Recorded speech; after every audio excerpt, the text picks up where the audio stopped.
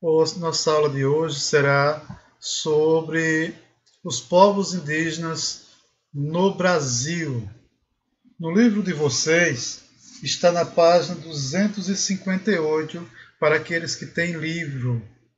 Aqueles que não possuem livro, que é a maioria, eu coloquei aí na tela para que possamos aprofundar este tema e em outras aulas expandir mais a respeito dessa riqueza cultural que representa, cultural, étnica, que representa os povos indígenas aqui no Brasil. De antemão, gostaria de que aqueles que não responderam às atividades ainda busquem responder. Ao final deste vídeo, estarei passando as instruções de como fazer a próxima atividade sobre este tema que vocês estão vendo aí. Vamos lá. No século XVI,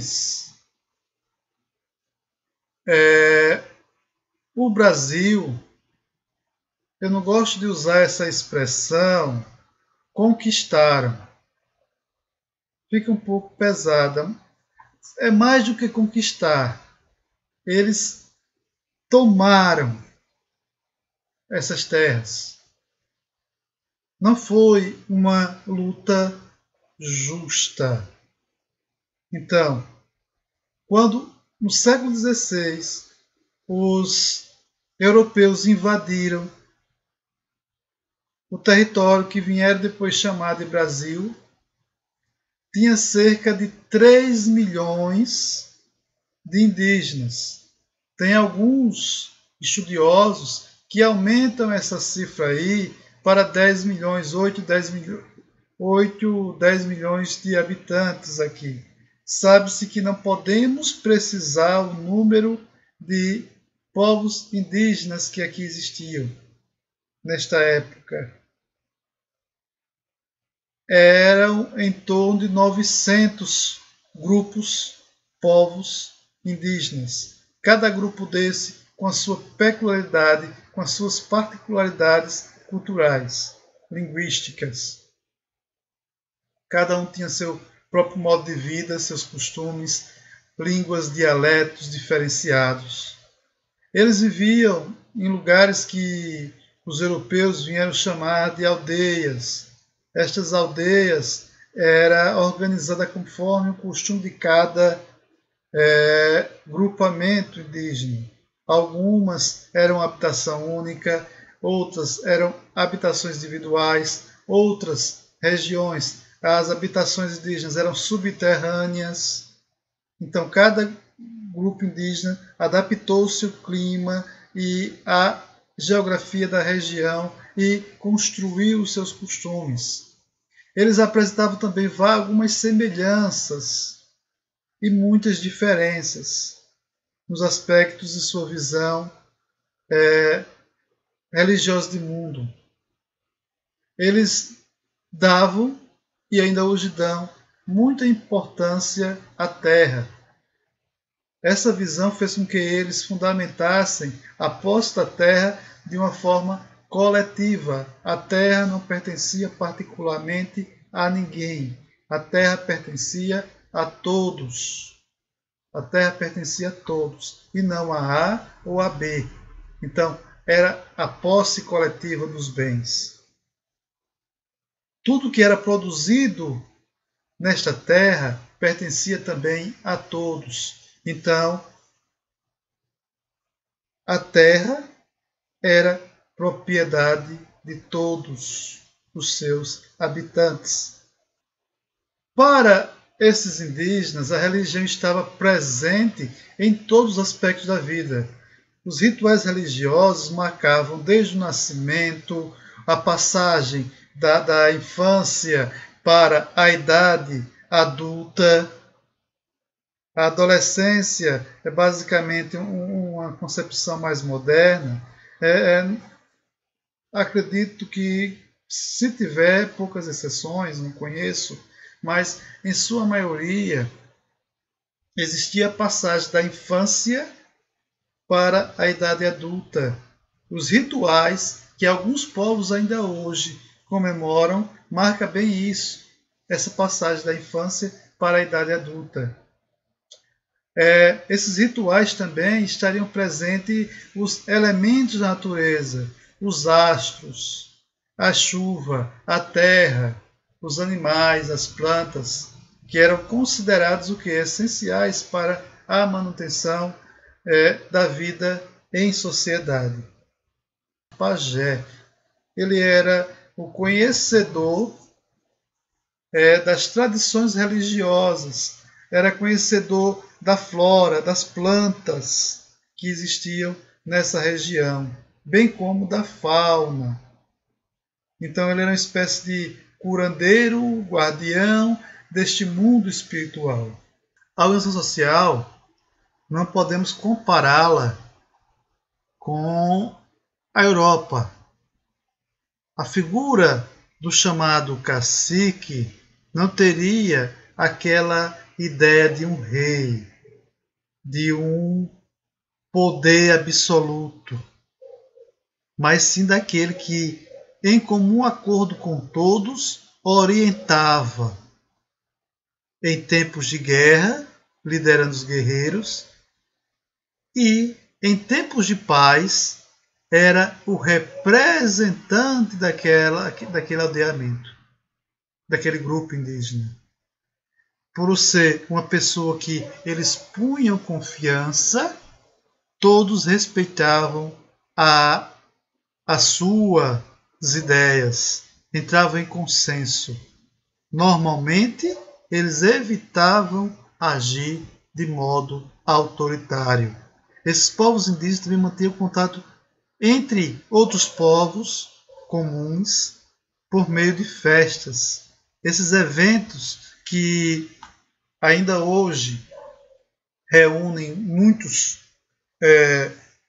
povos indígenas numa só festa, como os jogos, como rituais, casamentos, funerais, leva a agregar todos em um ideal de festejar, no ideal de confraternizar. Em relação ao trabalho, ele era dividido conforme a idade e principalmente o sexo. As mulheres tinham suas atividades, os homens tinham as suas atividades que eram diferentes. Os homens, no geral, era caçar, pescar, preparar o terreno para as lavouras, construir casas, guerrear e produzir armas. Já as mulheres cuidavam das lavouras, desde a planta até a colheita, além de cozinhar os alimentos e fazer os utensílios artesanais, além de promover os preparativos para as festas nas aldeias, incluindo a pintura corporal. Para melhor fazermos uma comparação, vai ser utilizado pelo livro dois grupos indígenas, o grupo Tupi e o grupo Macro-Gé. Podemos ver que maior parte das línguas faladas pela maioria dos indígenas, elas derivam desses dois troncos linguísticos. Agora vamos ver um pouquinho sobre desses dois grupos indígenas e suas tradições. O tronco tupi, segundo os estudiosos, eles partiam da Amazônia, no início da era cristã, saíram do Amazonas, da região amazônica, e seguiram os cursos dos rios, migrando para o sul do Brasil e também para as regiões do Paraguai e do Uruguai. Para eles, a terra vai ter um nome, que vai ser Pindorama. O território brasileiro para eles vai receber o nome de Pindorama, ou seja, na língua tupi, terra das palmeiras. Normalmente eles se dedicavam à coleta de plantas, à caça, à pesca, além da agricultura, e essa agricultura era baseada na mandioca e no milho. Entre esses povos do tronco tupi estavam Tupinambá, Tupiniquim, Potiguara, Guarani e os Arara, entre outros tantos povos. Mas, apesar de ser um tronco linguístico, eles tinham outros dialetos e outras línguas que derivavam deste tronco. Eles tinham palavras próprias, conforme a sua própria cultura. Os grupos Macro-G, eles já habitavam o litoral brasileiro quando os povos tupis migraram para lá. Aí vai haver uma disputa territorial entre eles e os do grupo do tronco tupi. Eles por muito tempo vão ser, digamos assim, inimigos, vão ser rivais. Então eles passam a migrar do litoral para o interior, indo para o planalto do Brasil. Temos exemplo aí desse tronco, os Chavante, os Caiapó, os Bororo, o Xoclengue, o Caiagangue, lá no sul.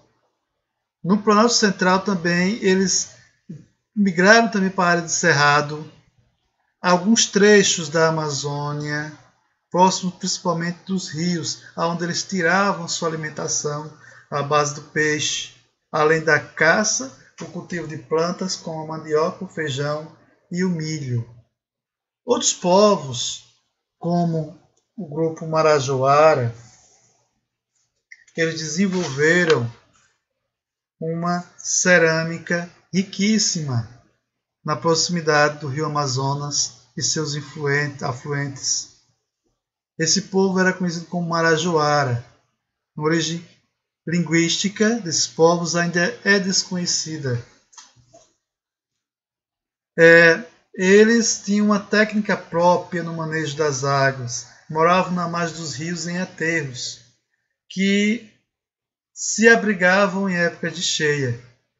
Havia tesos, como eram esses aterros chamados, de pequenos e outros maiores, com até 12 metros de altura. Era o quê? Pequenos morros. Eles faziam o aterro e deixavam mais alto quando da cheia do rio Amazonas não atingia eles. Os tesos, ou os aterramentos maiores, eram usados para os cerimoniais e como cemitério. Nesses locais foram encontrados alguns artefatos cerâmicos, bem como enfeites corporais, estatuetas e urnas funerárias. Observamos aí uma urna funerária marajoara. Vejam a riqueza de detalhes, bem como uma tanga marajoara que era usada pelas mulheres, provavelmente que em rituais. Observem o desenho, a qualidade do desenho que esse povo desenvolveu em seus produtos cerâmicos. Na aula passada foi falado muito sobre a questão do nosso patrimônio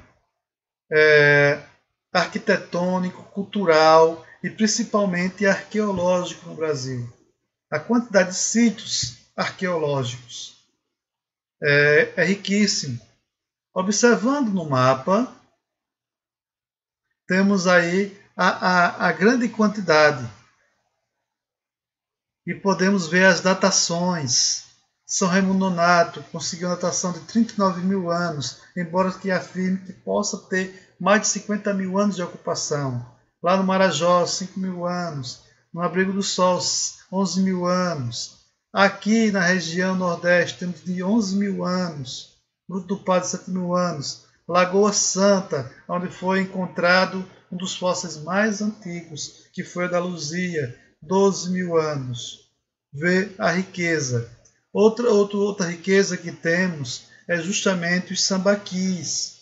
Observando aí o sambaqui de Laguna, em Santa Catarina, que é considerado parte do patrimônio arqueológico do Brasil.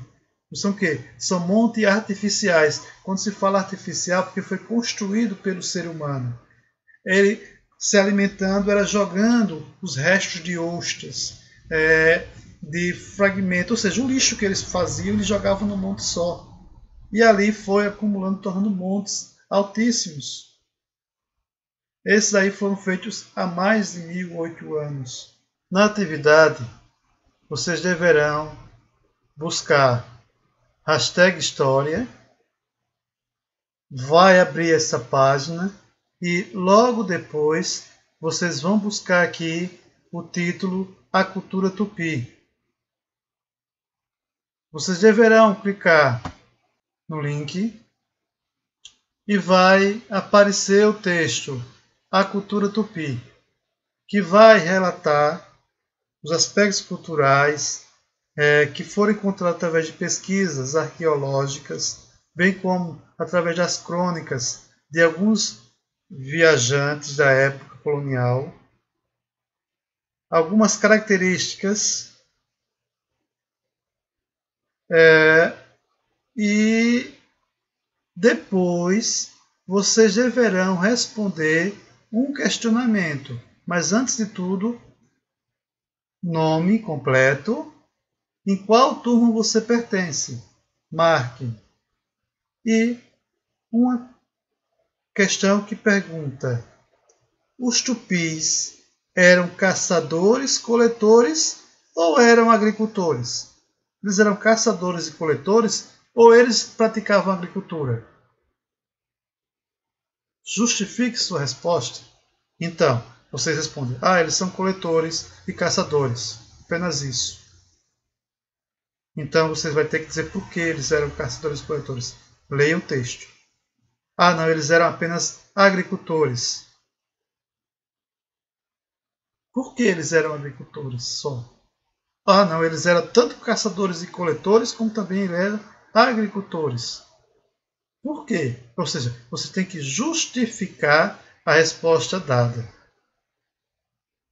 Tentem fazer as atividades anteriores. Vejamos, estamos aí. Temos atividades a ser feitas, não é? Essa aqui, 4 foram entregues até o momento. Estou esperando as demais. E tente fazer esta atividade também. Tendo dúvida, ou não conseguindo fazer, ou não conseguindo acessar, procure no privado que eu tentarei ajudar na medida do possível. Ok? Tchau. Até mais.